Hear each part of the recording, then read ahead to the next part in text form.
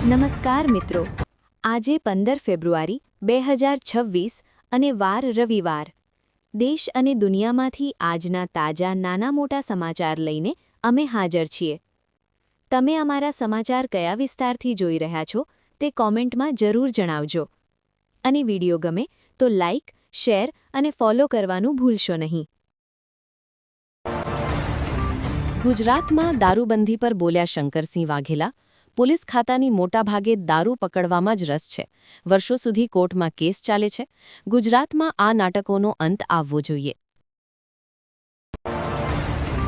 Gopal ઇટાલિયાને challenge આપનાર મોરબીના ધારાસભ્ય ક્રાંતિ અમૃતિયાની ભયંકર કેન્સરની બીમારી થઈ.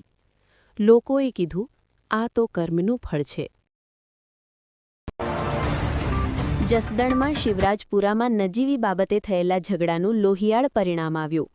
ખાંડા હડમતિયા ગામના રહેવાસી છગનભાઈ વિઠ્ઠલભાઈ ઝાપડિયાને શિવરાજપુર ગામના કેટલાક લોકો રોડ પર ગાડી ઊભી રાખવા બાબતે બોલાચાલી થઈ. જે બાદ શિવરાજપુર ગામના છગન ઝાપડિયાને સમાધાન માટે બોલાવ્યા.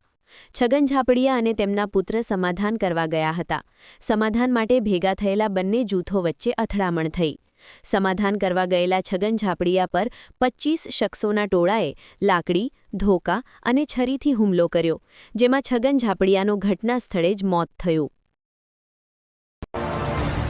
મહેસાણા જિલ્લાના કડી તાલુકાના અલદેસણ રોડની સીમમાં ગઈકાલે બનેલી ગૌહત્યાની અત્યંત સંવેદનશીલ ઘટનામાં કડી પોલીસે ત્વરિત કાર્યવાહી કરી છે. પોલીસે ગણતરીના કલાકોમાં જ આ કૃત્ય આચરનાર ચારેય આરોપીઓને દબોચી લીધા હતા. અને આજે તપાસના ભાગરૂપે ચારેય આરોપીઓને સાથે રાખીને ઘટના સ્થળે રિકન્સ્ટ્રક્શન કરવામાં આવ્યું હતું. પ્રાપ્ત વિગતો અનુસાર ગઈકાલે કડીના અલદેસણ ગામની સીમમાંથી 2 ગૌવંશોના અવશેષો મળી આવતા પંથકમાં ચકચાર મચી ગઈ હતી. આ ઘટનાની જાણ થતાં જ કડી પોલીસનો કાફલો ઘટના સ્થળે દોડી ગયો હતો. પોલીસને સ્થળ પરથી ગૌવંશની કતલ કરવા માટે વપરાયેલા તીક્ષ્ણ હથિયારો અને એક રિક્ષા પણ મળી આવી હતી. પોલીસે આ ગંભીર ગુનાની નોંધ લઈ તાત્કાલિક તપાસના ચક્રો ગતિમાન કર્યા હતા અને ગણતરીના કલાકોમાં જ 4 શખ્સોની ધરપકડ કરી લીધી હતી. ઝડપાયેલા આરોપીઓના નામ: 1. અકબર પઠાણ, 2. નાસિર ખાન પઠાણ, 3. ઇમરાન ખાન પઠાણ, 4. રિઝવાન સૈયદ. આરોપીઓએ આ કૃત્યને કેવી રીતે અંજામ આપ્યો હતો તેની ઝીણવટભરી તપાસ માટે કડી પોલીસે આજે ચારેય આરોપીઓને ઘટના સ્થળે લઈ જઈને સમગ્ર ઘટનાનું રિકન્સ્ટ્રક્શન કરાવ્યું હતું.